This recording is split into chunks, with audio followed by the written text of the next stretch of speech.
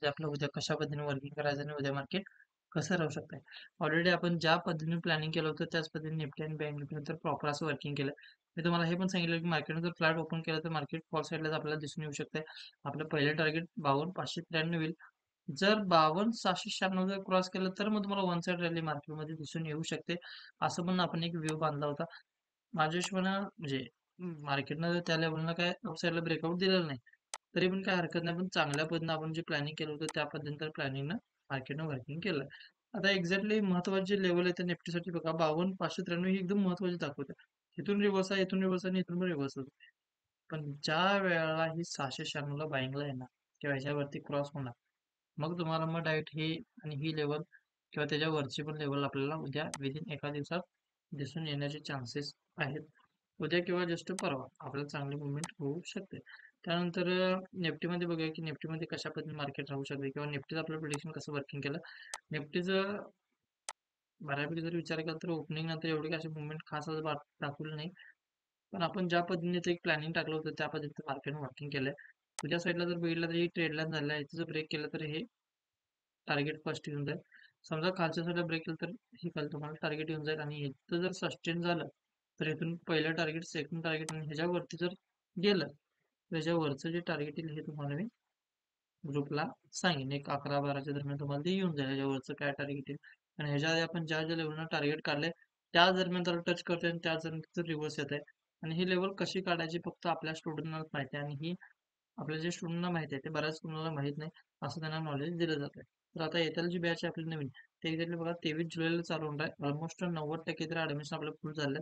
जर तुम्हाला ट्रेडिंग शिकायची असेल किंवा ॲज अ खरंच तुम्ही इंटरेस्टेड असाल तर आपल्या स्टाफशी किंवा आपल्याशी कॉन्टॅक्ट करून लवकरात लवकर ऍडमिशन करून घ्या.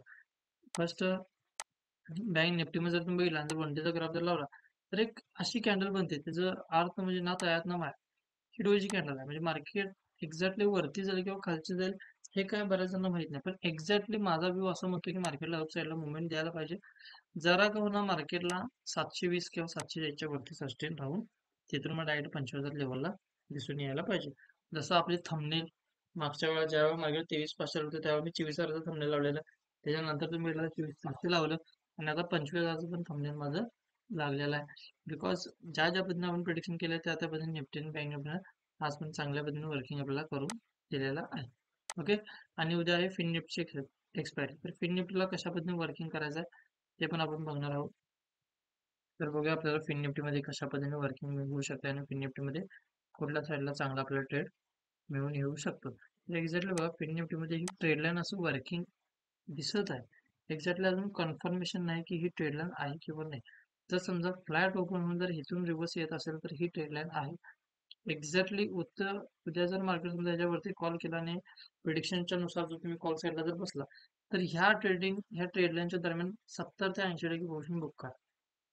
जर ह्या ट्रेडला जर रिस्पेक्ट दिला तर तुम्हाला इथून जर असं डाऊन साईडला फॉल दिसून येऊ शकतोय आणि तो डाऊन साईडला फॉल हा जो लोअर लो आहे एक्झॅक्टली ह्याच्यापेक्षा पण खाली असू शकतो. पण हे डिपेंड करते निफ्टी आणि बँक निफ्टीवर. कारण फिन निफ्टी पूर्ण डिपेंड करते बँक निफ्टीवर आणि बँक निफ्टी डिपेंड करते निफ्टीवर. माझ्या हिशोबाने जर बँक निफ्टीने जर क्रॉस दाखवला म्हणजे जसं आपण बँक निफ्टीमध्ये मगाशी प्रिडिक्शन केलं त्यामध्ये आपल्याला कॉल साईडला मुवमेंट वाटत आहे. तर एक्झॅक्टली ह्याच्यामध्ये पण कॉल साईडला जर मुवमेंट होत असेल सॉरी बँक निफ्टीमध्ये तर फिन निफ्टीमध्ये पण होणार चान्सेस आहेत.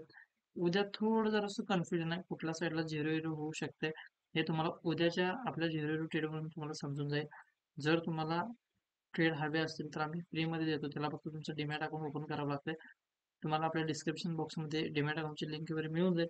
त्याच्यामध्ये जर तुम्ही आपला अकाउंट ओपन केला तर तुम्हाला फ्रीमध्ये कुठे एंट्री कुठे एक्झिट वगैरे सगळ्या गोष्टीचं मिळून जाईल. ओके. उद्या थोडं कन्फ्युजन आहे पण ते पण आपण 2:15-2च्या दरम्यान तुम्हाला 2-3च्या दरम्यान तो ट्रेड मिळून जाईल.